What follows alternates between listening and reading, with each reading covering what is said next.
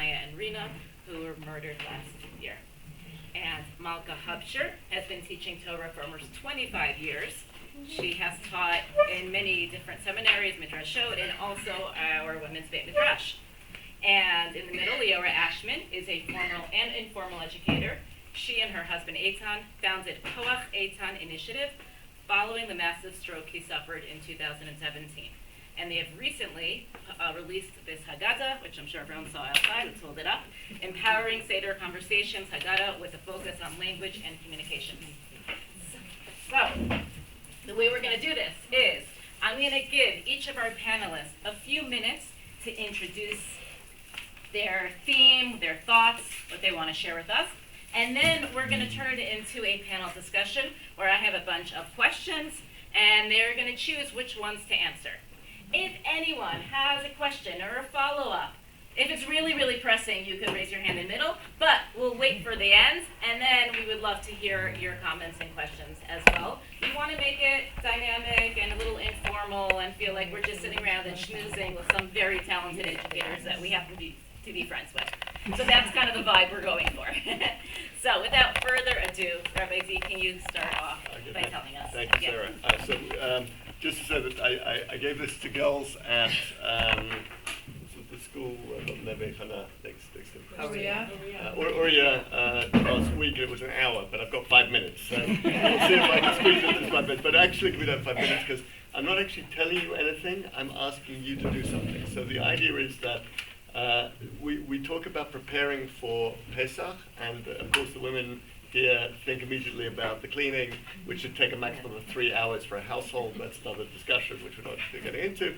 But the real preparation for Pesach should be, happens a month before, and Chazal say that we should start preparing and start thinking about Pesach, and what they're talking about is not the cleaning, they're talking about the learning. Now, the question is, what do we do with that learning? Because my assumption is, and you've probably seen this as well, either your parents or grandparents, you go around the table and Chaimi, who's 5, comes out with his Devat Torah, and he's very interested in it, and mum and dad are very interested in it, grandma and grandpa might pretend to be very interested in it, and everybody else is falling asleep, and then we go around to the next one, the next one, the next one. And so we have a Seder which is not necessarily very fulfilling for the people around the table, but each person gets their slot, and it's not optimized. I had the joy of coming across Rabbi Aryeh Ben David, who many of you probably know from Efrat, but I met him at Limud conference in England about 23 years ago with my wife at the time, our first time, but went to the Limud conference. And I remembered 10 years later when I was in yeshiva, I remembered every word that he said in that shir, and I thought to myself, wow, if there's somebody I remember 10 years later every word in his shir, I must invite him to the yeshiva, the kollel where I was studying, to teach us how to teach. And I think even at the time he'd started this organization, which Ayeka, I think, which is Teachers Teachers. And he anyway recently brought out, 5 years ago, brought out his own Haggadah. Long story short, his Haggadah has a pull-out section. And this is really the most important thing about the Haggadah. Okay, it has a pull-out section, and I actually am giving you, with his not with his permission, I've rewritten the same concept in my own words. I attribute it to him because it was his idea. And the point is as follows: that the work for Pesach should be as follows. You study your Haggadah 30 days before. I.e., from this week would be perfect. Go home and study Haggadah. Get your ideas for what you're going to say. That is 10% of what you need to do. Okay, then 90% is as follows, right? So let's say you split up the Seder into 15 pieces. I've done this for you, and you can get a sheet and you get an idea of the type of areas you might want to stop during the Seder. Okay, let's take a particular landmark. Someone give me a landmark during the Seder. Let's say landmark moment in the Seder. Shulchan Aruch. Somebody else?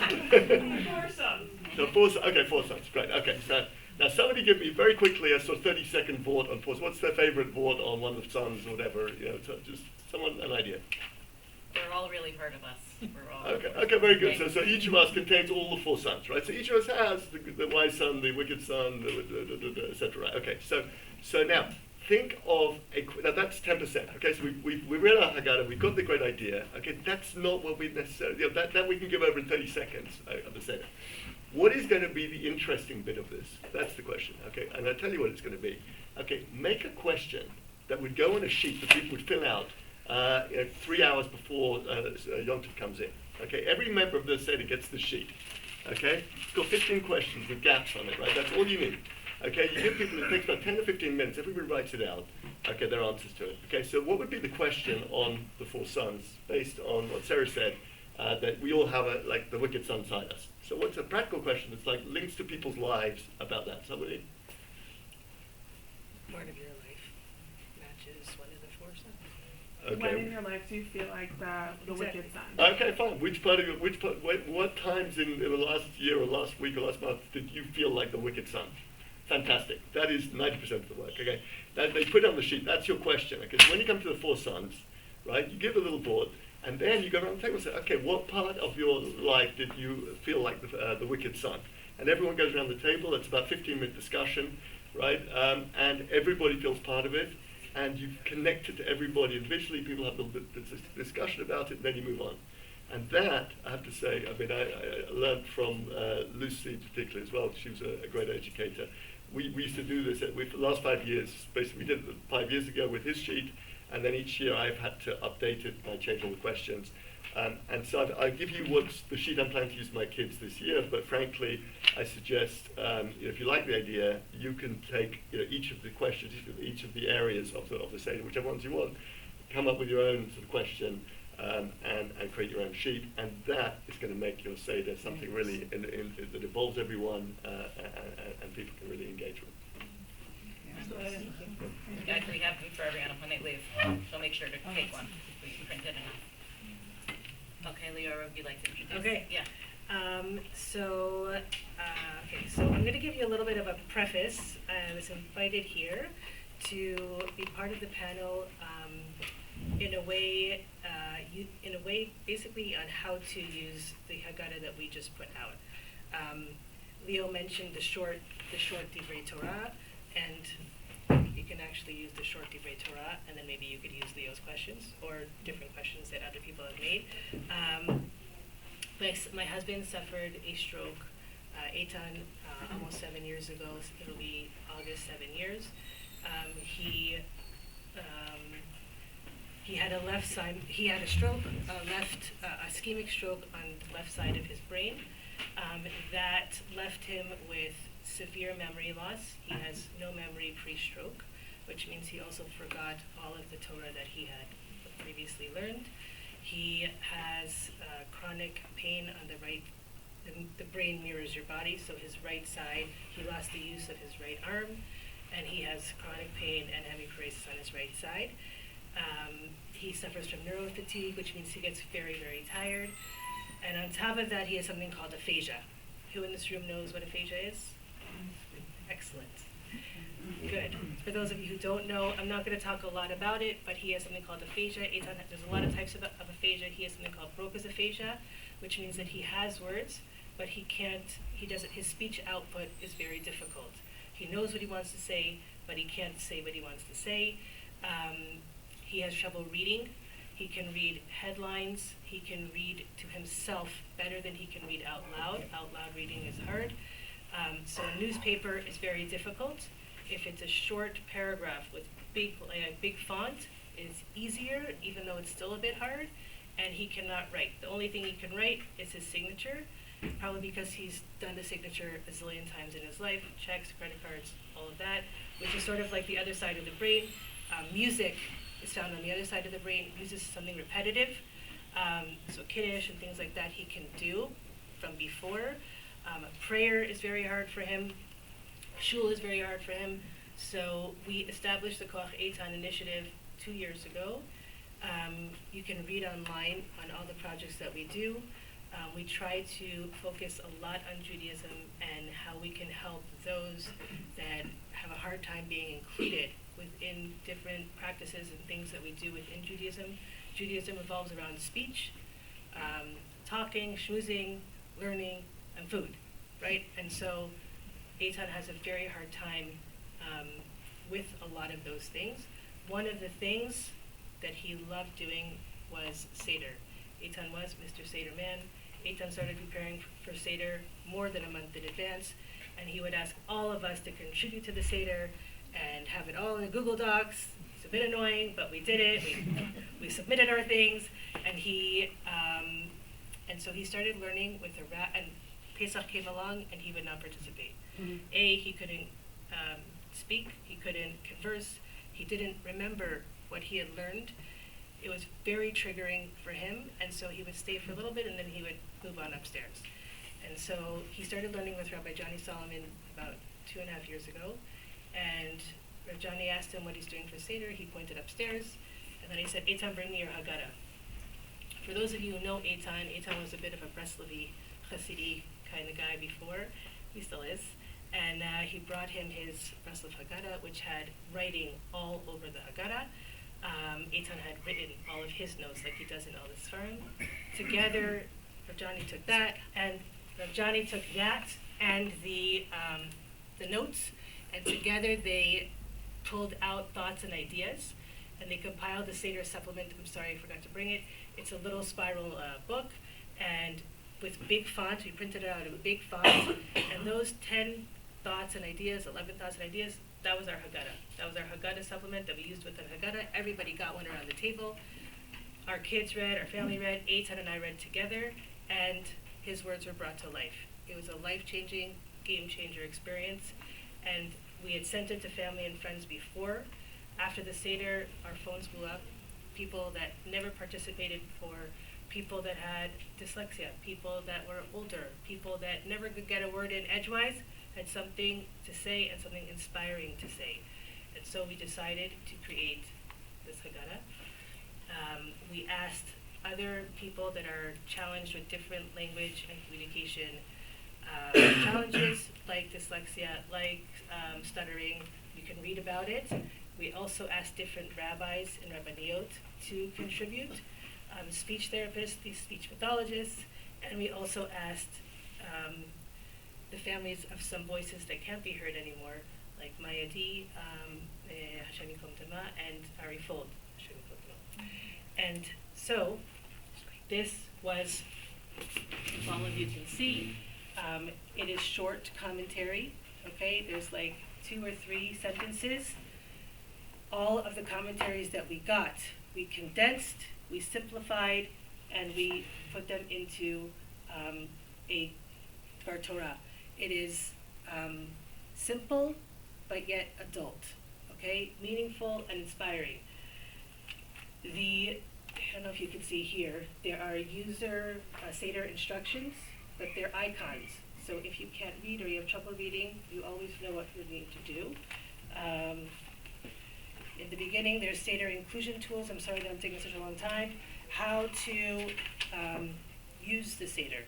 If you have people at your Seder that cannot be included at the Seder, we'll talk about that later. How to. Different inclusion tools. And the pages don't even flip. So it is really all, we try to keep it very inclusive. The font is big. It is just an inviting book. And so throughout the evening, we will discuss it more. And if any of you have questions about anything, you can ask them at the end. Thank you, Leora. You're welcome. Wow. Sorry. No, that was amazing.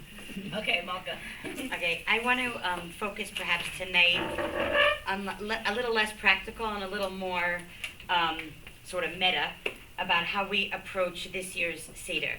And I want to just share with you what's really been on my mind the last few weeks. And that is the line, Chayav Adam lirot et atzmo ki'ilu hu yatsa miMitzrayim. That a person has to think about, imagine themselves as if they left Egypt. And what struck me, I think, this year that never really struck me before, was that the goal of the Seder was Ki'ilu hu yatsa miMitzrayim. The focus of the Seder is supposed to be the salvation, the redemption, and there is no mitzvah Chayav Adam lirot et atzmo ki'ilu hu haya eved b'Mitzrayim. The focus is not on the pain and the suffering, but rather the freedom and the redemption. And that's sort of been on the back of my mind, and I want to share an idea not related to Pesach specifically, but I think that really echoes this idea from Rav Soloveitchik. Rav Soloveitchik has an interpretation, actually, of a story that happens in Sefer Bamidbar in Parshat Pinchas. And so, at the end of Parshat Balak, the Jewish people sinned, and God brought a plague, and actually 24,000 people were killed in that plague. It was a very devastating plague. It was a punishment as a result of sin. And then the very next parak, Hashem says, Se'u et rosh kol aidat b'nei Yisrael. It's time to count the Jewish people, to have a census. And the Midrash says about this census, the Midrash Tanchuma says, it's compared to a wolf. Shenafal alatzon, a wolf came and on someone's flock, attacked the flock, and killed a bunch of the sheep. Ba'alatzon limnotam lidei kama chasru. And so the shepherd goes and counts the sheep to see how many are left. And that's how the Midrash compares. The Jewish people, many people died, and so we need a census to see how many people are left. But Rav Soloveitchik points out that when Rashi quotes this, or Rashi's version of the Midrash, it says the exact same parable. It's like a fox came on a flock of sheep, but the language of Rashi says, Hu moneotan lidei minyan hanotarim, to figure out how many are left. And this change of language is really the essential difference that Rav Soloveitchik discusses. You can do a census, and is the focus of the census about how many were lost, or actually about how many were left? And in the language of Rav Soloveitchik, he says, the first count is mourning, grieving, lamenting, despair, and despondency. The second method seeks to investigate how many remain, how many were saved and can still be saved. So the shepherd can assemble a new flock, a fiery faith, and burning belief. And this resonated with me very much in the reality that we're living in today. What is our focus on the Seder? And I think I've noticed a lot of people have been singing Vihisha Amda. We will again look how much pain we've been through, look how many people want to kill us. But maybe that is the perspective of the first Midrash, Kama Chaseru, how many times we've been attacked. But maybe we can change our focus, like Rav Soloveitchik says, and focus not on Kama Chaseru, but Kama Notaru, who has survived. And then Rav Soloveitchik adds a further emphasis. He says, Se'u. The language of the census is Se'u, which also means to uplift. After tragedy, you don't just count. It doesn't say Safru, says Rav Soloveitchik, count how many Jews are, but Se'u. He says, the word can therefore be translated only a sense of taking a census, but the meaning of evaluating, encouraging, and inspiring. And I think that is perhaps something that we can try very hard to do, perhaps for ourselves and the people at our Seder, and to focus exactly as the Baal Haggadah says, Ki'ilu hu yatzam mitzrayim. Instead of focusing on the fears that we have or the trials and tribulations we've been in, but to focus on Kama Notaru. Look how we've survived. Look how we've left Mitzrayim. To Se'u, to raise our heads high, and to focus how we can raise up, inspire, collect, sort of regroup with our head held high. And I think that positive focus on the Seder, given that we are facing existential threats at the very moment, I think a positive emphasis can really perhaps change our mindset. Like Rav Soloveitchik says after that tragedy, and I think the Baal Haggadah echoes in the Chayav Adam Leirot et Atzmo Ki'ilu hu Yatzam Mitzrayim. Of course, Avadim Hayinu, but Yatzam Mitzrayim. Wow, I never thought of that. It's like, oh my God. Like, oh my gosh. Okay, I'm going to have to give that over. That sort of answered my first question, which was, we all find ourselves at a really different pace off this year than we've ever been before, right? So, like, how does that change our perception of Geula? So, I feel like you kind of just answered that. So we're going to go on to the next question, but maybe we'll circle back unless, okay, is that okay, Lear? What? Yeah. I want to actually direct my next question at Leo, because I know that you've been going around speaking to a lot of young adults around the world at college campuses about anti-Semitism. And I want to know, what message do you have for our youth growing up in a world with this overt anti-Semitism that they haven't really experienced before? Okay, a number of different messages, but one of which is that this is a bracha. And it might not feel like a bracha, but if you think about it, after Simchat Torah, we switched on our phones and we saw already marches on the Sunday morning, people marching down the streets of London, Paris, and New York with banners saying "Kill the Jews," and this is a bracha from Hakadosh Baruch Hu. Why is this?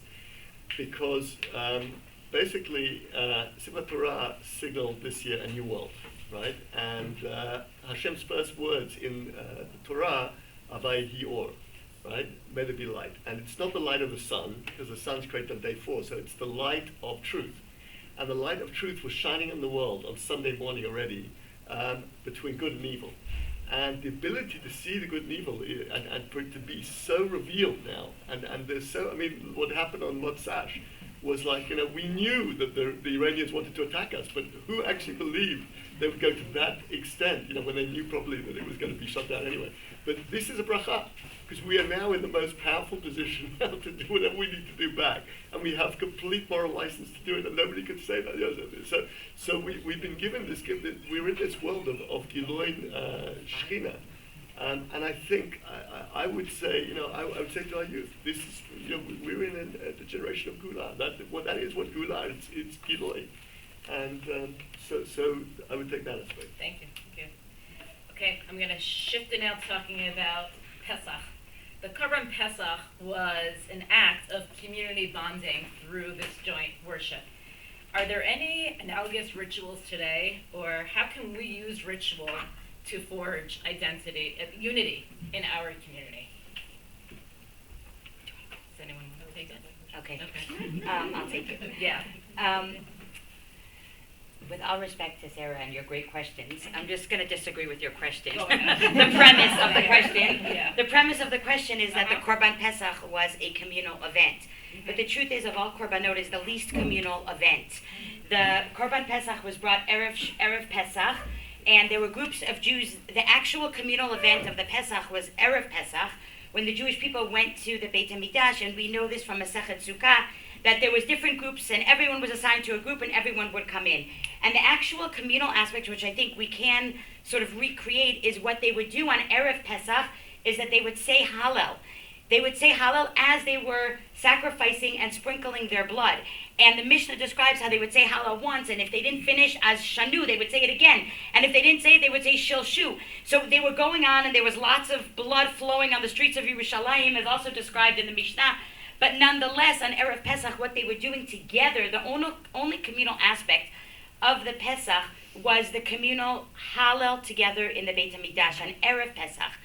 And that's why many Batei Knesset have a minhag on Leil HaSeder in Shul before to say Hallel, because Erev Pesach was a day of Hallel. So I think, number one, the first point I want to just point out is I think the communal aspect is actually the ability to sing together and praise together and say Hallel together, which I think has been a very nourishing experience in the past 6 months as a community.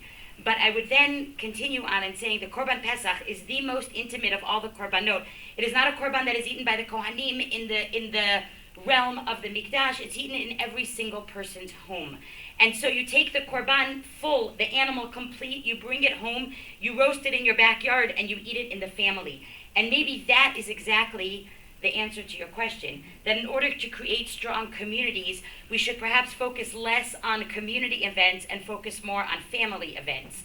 The communal aspect is very secondary, but the message of the Korban Pesach is that yes, every single person is doing it, but focus inwards, focus on strengthening the family, on communicating the messages in your own home, within the Daled Amud of your home to your own children, and that's in essence what will then create the community feeling. And so I think the Korban Pesach really reflects that two ideas, the singing together, the Hallel Hoda'ah, which is a communal event, and as well as the strength of the community is very much dependent on the strength of the home and the Jewish family. I would say that from a different perspective, the ritualization is our greatest strength. I give a story that when we came back from Israel to England in 2008, and Maya was 5 and Karen was 4, I took them to the Tesco, the local shopping centre, supermarket, and when we were checking out, there was some candies by the counter, sweets by the counter, and they picked them up and they said, "Can we have these?" I looked at the back and it said gelatine. I said, "I'm sorry, you can't have it, it's not kosher." And they said, "Okay," and they put it back on the shelf. And I suddenly stopped and I thought to myself, wow, I said, these are 5-year-old kids, 4-year-old kids. I've just told them they can't have it for a reason of kosher, whatever that means, right? And they just accepted it. It was like, this is so unnatural. These kids should be screaming and crying, whatever, but they just said, no, it's fine, they understood. So we have this amazing discipline, which we call the Torah. And I'm thinking to myself, the whole world is looking at our youth at the moment and thinking, wow, I wish we could have soldiers like they've got in Israel. These youngsters, the TikTok generation's fighting like lions. What is it about them? Nobody believed this was possible, and suddenly they've done this. And I don't think it would happen in England. It wouldn't happen in Europe, and it wouldn't happen in America. That the youth would just go off and do this. So there's something, and you know what it is? It's Torah, it's hora'ah. It's the upbringing that we've, as parents and grandparents, we've instilled in them. It's the Torah values. So I would say to them, okay, I would ask the kids around the table perhaps, what are these values? What are these rituals? And how do they affect our lives? How to take something like kashrut, like that, or Shabbat, or whatever. How does that make us into better people and make us into better citizens? So. Very nice.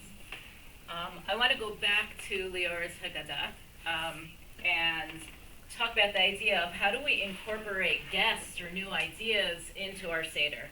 How does one make sure that everyone sitting around the table benefits from the Seder despite their different ages and backgrounds and experiences and level of observance? And so, Lior, can you speak to that? Yeah. Okay. So this is something that I'm very passionate about. Loud. Oh. I'm sorry. Yeah. What? Your t-shirt voice happens in a while. This is something that I'm very passionate about. I think I've always been passionate about it. When you meet someone who is not like yourself, you're not they're not mirroring you, and I think that as people, regardless of if there is any blatant issues, we need to learn from people. Kal v'chomer, if somebody is blessed with said trauma, or goes through a loss, or goes through an illness, or goes through something that has changed who they are as people, it is up to us to learn about what they are going through in order to be able to connect. But what happens? Sorry, you don't have to answer. What happens when you actually are confronted with somebody who has gone through something horrific, let's say? Human nature is we step back. Why do we step back? Because we're fearful. We don't know. And that creates a certain amount of fear. If we can push through that fear and understand that if we learn about what said person is going through, it's easier. It's easier to approach. That person wants to be approached. And if that person doesn't, they'll let you know. But at least you can try and do so. And so what our Haggadah has done is just that. It is teaching you to do that. And I'm going to, is it okay? I'm going to take another 2 minutes. I'm going to read inclusion tools. Okay, this is number 1. Put yourself in others' shoes. After the immense preparation for Pesach, most of us look forward to the Seder, sitting around together, talking, discussing the Haggadah. However, there are those around the table who may be not looking forward to it and maybe would rather skip it.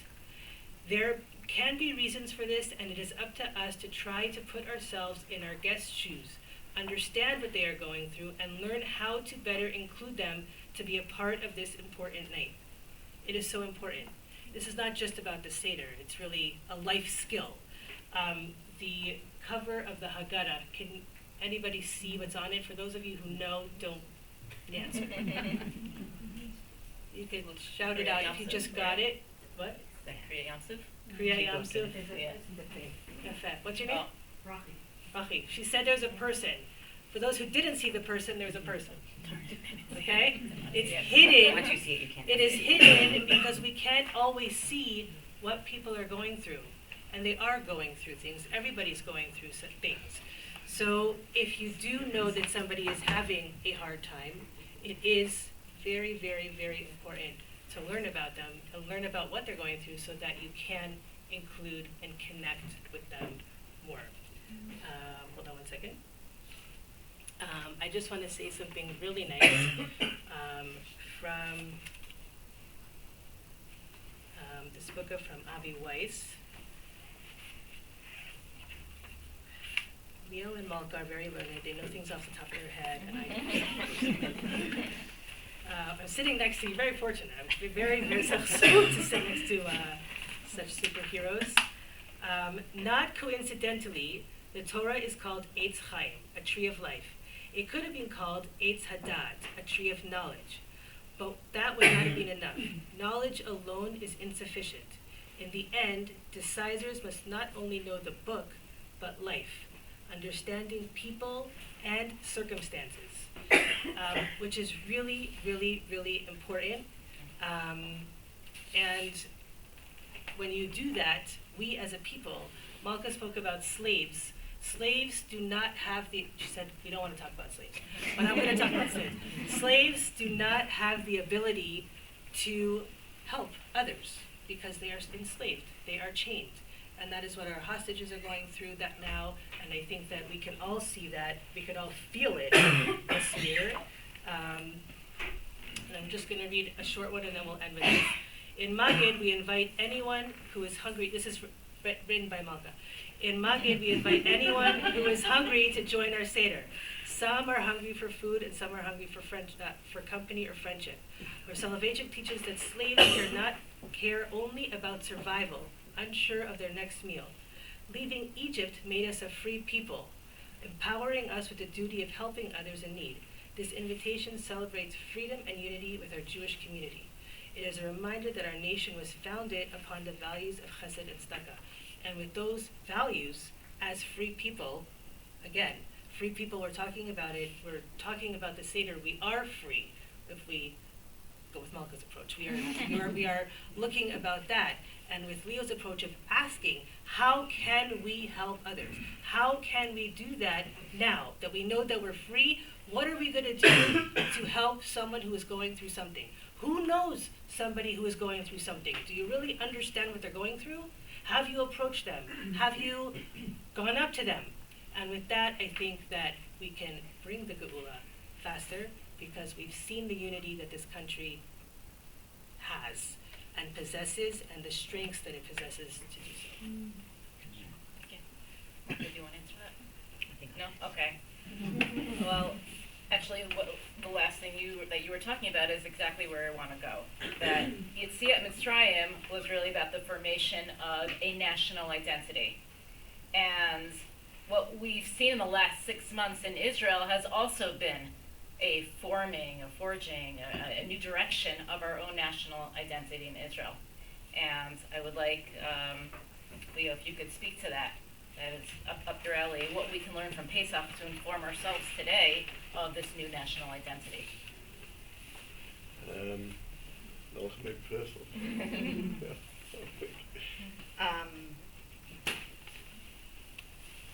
I'm not sure if this is the answer to the question. Yeah. I think that I want to actually share a teaching from Nechama Leibowitz about Moshe Rabbeinu. Moshe Rabbeinu is left out of the Haggadah, which is just a reason for children to ask. So it's an opportunity to talk about Moshe Rabbeinu.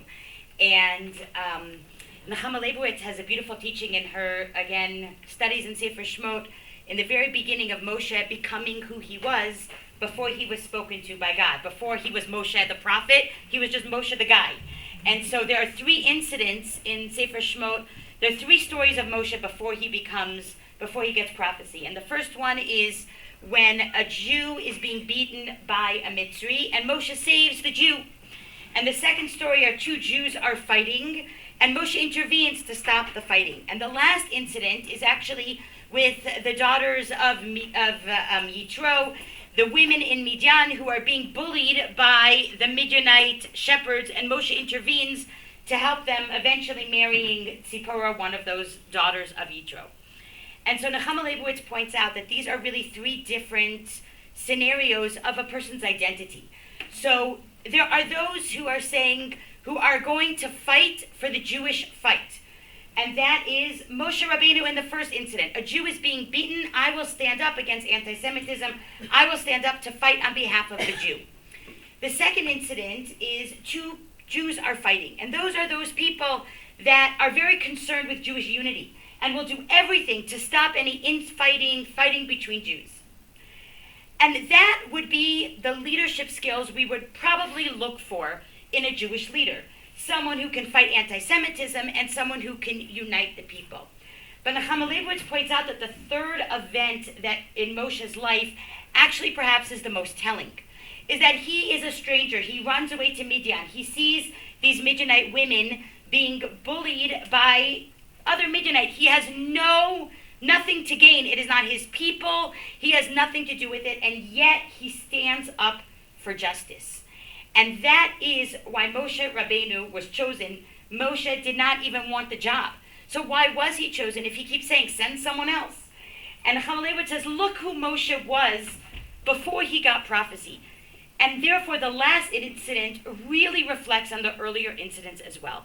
Moshe was a person who stands up for justice. And I think the last 6 months has really revealed something to echoing what Leo mentioned in the very beginning. We may have identified ourselves before or often as, okay, we're going to stand up against a threat against the Jewish people. We will stand up for the Jewish people. Or perhaps we said, my role is not really standing up against anti-Semitism. It's rather to work within the community. I'm going to work within the Jews. But the true leadership and our true identity, echoing that of Moshe Rabbeinu, is a people who stands for justice no matter what. And I think we've been forced to reckon with this. Are we just fighting Hamas? Are we just fighting because they're anti-Semites? Or can we even go further like Moshe Rabbeinu did? Are we happy that we're unified just because for the sake of unity? Or maybe we should actually get to the third level and say the people we are identify, and I've been thinking about this, our identity as a people is a people who stand up for what is good and right and moral in the world.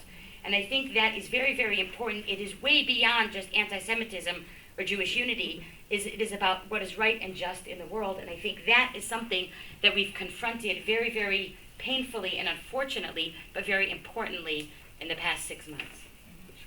And I'd like to add to what Mark said, because it's beautiful. I don't know if anyone saw Bibi made a speech, I think today. It's about 2 minutes, and you might find it on YouTube. And he says, it's to the Iranian people. And he says it's very unusual for a country that's been attacked by another country, to say something positive about the enemy. He said, but we love the Iranian people. We have nothing against the Iranian people. They're the most creative people. They're in Silicon Valley. They've created the most amazing businesses. And this might sound odd coming from me, whatever. But actually, the only thing that they've got as a problem is their government, which is, and he talks about that. He says, but we look forward to a time when we can do startups with them, and they can do with us in Iran and in Israel. It's absolutely beautiful, and I think it absolutely reflects exactly what Mark is saying. And maybe to get a transcript of that and to read it out at your Seder, to say this is what Gula looks like.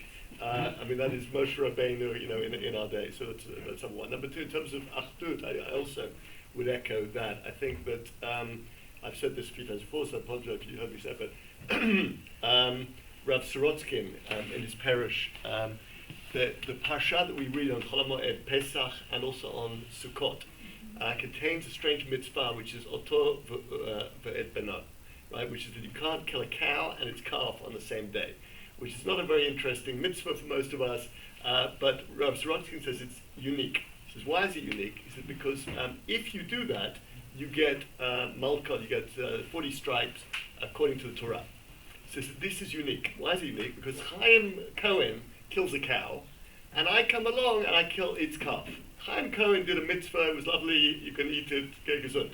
Right? I just did an Avera from the Torah, and I'm going to get 40 stripes. Because he chose that cow, and I happen to choose its calf on the same day.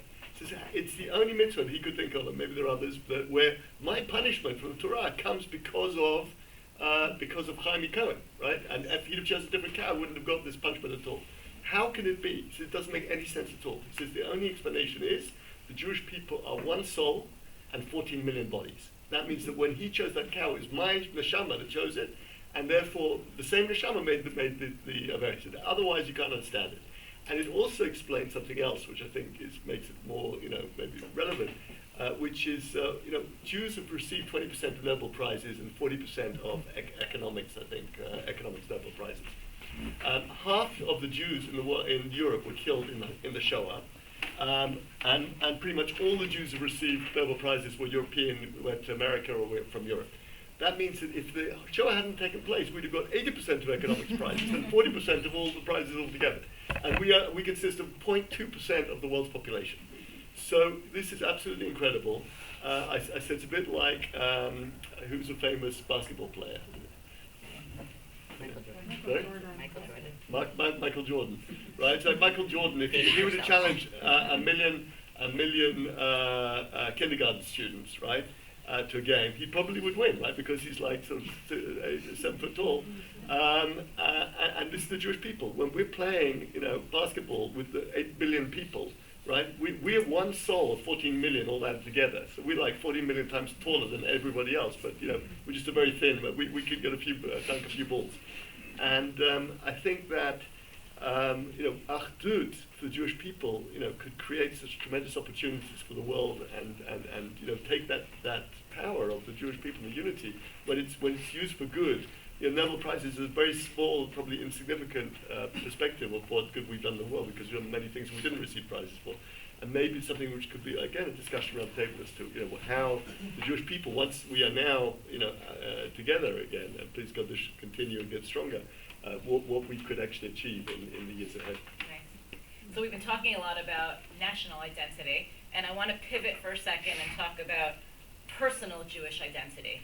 And Leora, you've had a lot of experience with this. So what does it mean to have to reimagine what your Jewish identity is, literally almost from scratch, right? So can you speak to that, the forging of a personal Jewish identity? Yeah. Okay, so like I said, I think that this can apply to not just Eitan's story. Eitan was really stripped of everything, so he really had to start from scratch. But even anyone who's, like I said, gone through a trauma, gone through loss, gone through anything that has changed a bit of who they are, or has had something taken from them, also has to sort of pivot and refocus and reframe. And it is not easy to do. But I do think that it is we are able to do it with the people that surround us, with not only our families, but our community, and with our loved ones that are surround us. What the hardest thing to do is to let those people in. The hardest thing to do is to let those people help you. Rabbi Sachs has a piece of Torah called "We Are What We Remember," and what if you can't remember? When Moshe asks, when at the burning bush, Moshe asks God, "Who am I?" And that means, not just how can I take on this role, like who am I to take on this role, but really, who am I? And Moshe, he didn't know, is he an Egyptian, was he a Midianite, was he a Jew? And Moshe then says, when he asks God, who are you? God says, I will be what I will be. But then later on, he says, I am the God of your fathers, which really means he's a Jew through genealogy, through lineage. What if you can't remember who you are from? What if you need to reconstruct those memories? What if you need somebody to help you do that? You need to have the strength to let them in, and it's really the people around you who will help you do that. And I do think that sometimes we don't let people do that because either we're embarrassed, we don't want to burden them, we don't want to let them in, and so sometimes there's a wall that goes up. But again, if we go back to what I said before, and you do try and learn about what the person is going through, I think that person will let you in the end. And it's also, I think, an achrayut that we have. What else is important with Jewish identity? We're basically passing it on. This is what the Seder is all about. We're retelling. We're retelling so that our children and the future generations know how to pass that on. They're taking from what we are giving them. Well, what if we can't give? What if we don't know how to give? And so that person needs to relearn how to do that. Once that person knows who they are, it's like a light bulb that goes on. And they then know that they are okay. They then know that Hashem is by their side. They know then that they have the strength to go on, and they can pass down. And I'm gonna read something that Rabbi Riskin came to visit Eitan in the hospital 3 months after his stroke. 3 months after his stroke, Eitan was not the Eitan that you know today, and not the Eitan that you knew before. And he gave him the most beautiful bracha that I wrote down at the time, and with his blessing, it was put in Haggadah. Hold on a second. It says, Hakadosh Baruch Hu bara et haolam, Bereshit bara et hashamayim v'et haaretz. Rashi in Bereshit asked the famous question: if the Torah is a book of laws, why does the Torah begin with the creation of the world and not with the first mitzvah commanded by God? Rav Soloveitchik offers his own answer. His explanation that the first pasuk not only describing the beginning of the creation process, but it is actually a mitzvah itself. The Rambam teaches that v'halachta b'darko, to walk in God's ways, is a central tenet of the Jewish people. We must emulate God in all areas of our life. The first thing we learn about God is that He created the heavens and the earth. Just as God created, so too we must create. Each and every person must find a way to create and recreate themselves throughout their lives. And you, Eitan, are creating yourself. Of course it's difficult and trying. It's an amazing miracle, and you are truly recreating yourself, thereby mimicking God who created the world. May God bless you and give you strength, and go from strength to strength. So many people that we know have gone through, I'm sorry to say, but have gone through hell. This past 6 months have shown us that it could be a personal trauma that really destroys who that person is. And we've seen this also through mental health issues, etc. If we are not there for those people to help build themselves up, then they will just keep going down and down and down. They need to figure out that they are and they can be, and that therefore they can teach their kids, and their kids can learn from them. And I think that this is so important.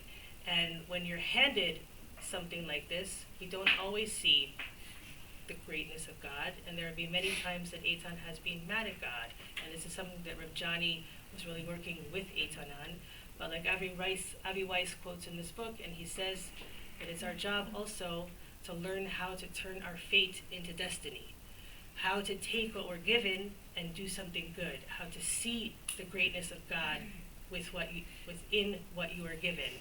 And I think that if we can do that, that can be a personal salvation, which then can also turn into a national salvation, because it's all meshed together. And we see this now. Our personal plights are one of a national one, and our pain, what they're suffering, is our suffering. And I know that everybody who's been davening for Eitan is feeling his pain. And so it's not just a personal one; it's a meshed, infused one.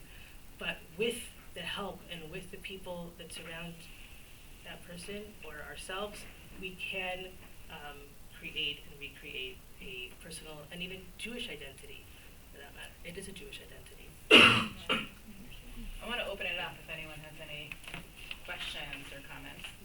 Did you say everything you want to say? Anything else to say? Okay, so what we saw here tonight was you can say one last thing for sure. 3 different people talking about Jewish identity and survival from 3 different perspectives, and it was like really fascinating to see how everyone takes, their experiences, their trauma, what they have, their Torah, and then directs it in a different way. We've heard so many interesting and sometimes even competing ideas, like different perspectives.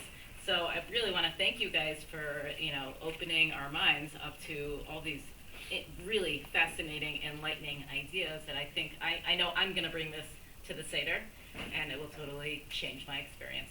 I just want to say thank you. That was very meaningful. And just to add to what Malka said, I think exactly, we're all trying to figure out how are we going to show up to the Seder like this. But I think one word that I like when you said is a ki'ilu. The Torah doesn't expect us to show up as if we've already been redeemed. We have to act כאילו we've been redeemed. We can push ourselves in the future of imagining when they'll come back. And yes, we'll have to go back to reality, but for the Seder, we can dream, imagine, remember what it was like for all the times they were redeemed, and then imagine what it'll look like for us too. Great Rabbi Sachs says that Judaism is the only religion where our golden age is in the future.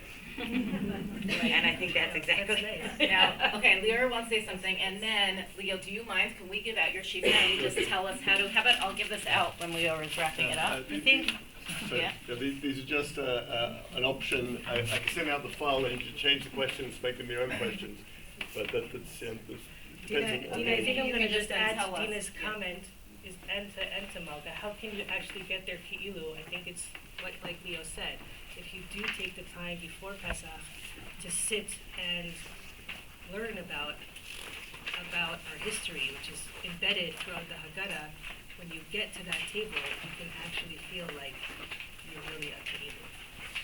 Okay, I just want to share something really, really great that Rav Johnny Solomon posted yesterday. If you saw it, I'm sorry. Which is just all about the retelling of the Haggadah, which is what we do on the Seder, and the evil that we're all seeing in this world. Think about the word destroy. Do you know what it is? De-story. Destroy. Destroy. You see? And restore. That's re-story. Do you know the only two things that have proven to help survivors of the Holocaust? Massage is one. Telling their story is another. Leo had said when I got here, don't worry, it's going to be like therapy. That's right. Being touched and touching. Telling your story is touching. It sets you free. And I really feel that with how it started, this evening started, with the mindset of being free and with preparing and questions, you can actually set yourself free with your own identity, within a national. So one last word from my Rabbi Ari Ben David, and he told me this and it just struck a chord. He said Torah should be transformation, not information. Torah should be transformational information. So make sure that your Seder is transformational. It's not about just reading stuff, whatever, but actually it's discussion. You can somehow get people to think about how it connects to their life.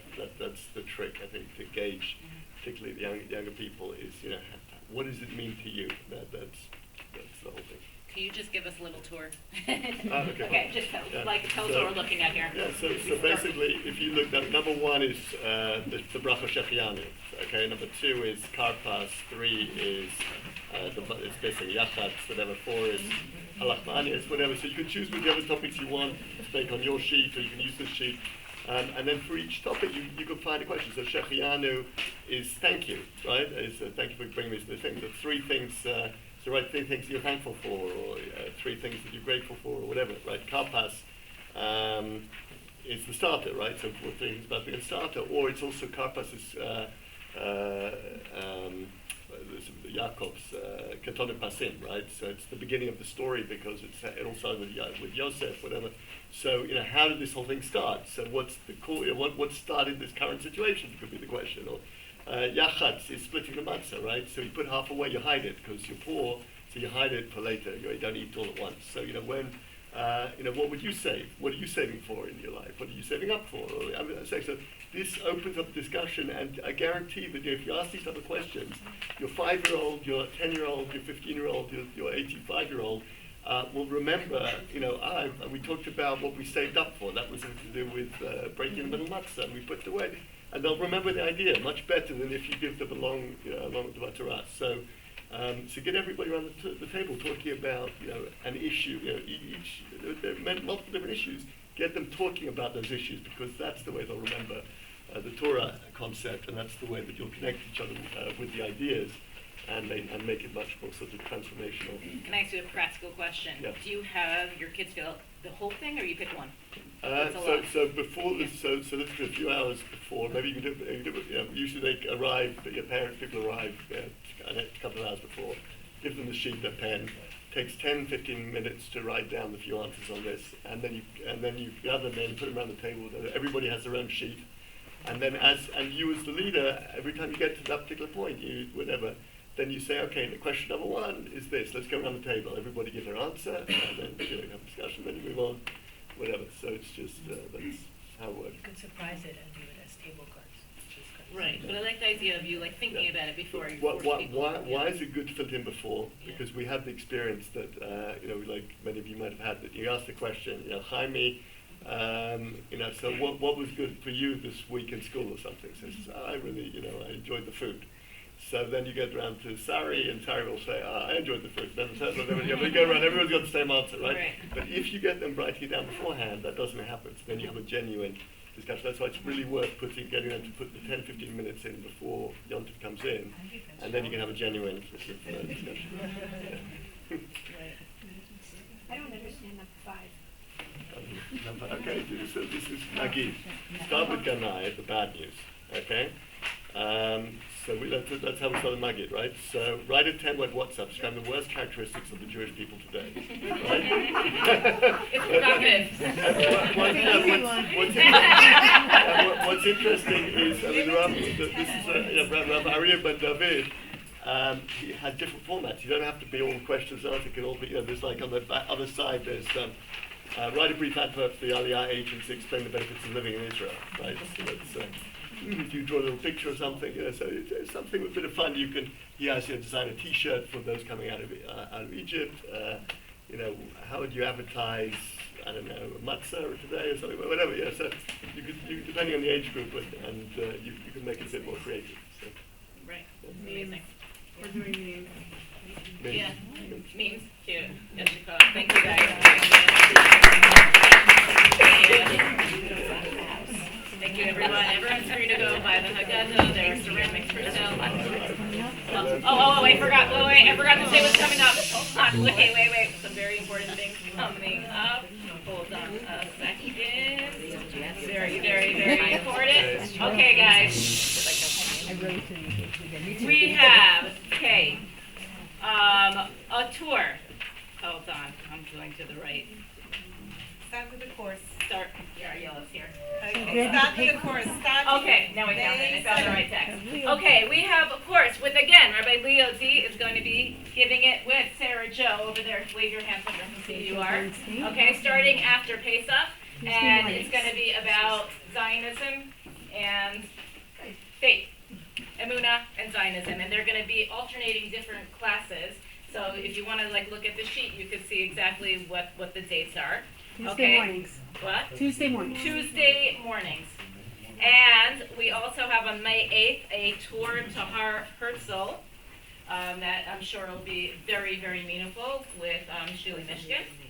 And on Yom HaShoah, we have an event with Danya.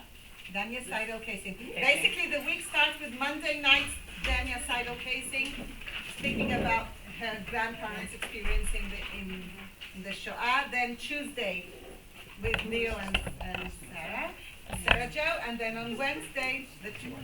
So there's a lot happening. Between Yom HaShoah and Yom HaZikaron. So check out the flyers, sign up, register. A lot going on. We'd love to see you guys again. Thank you. Thank you.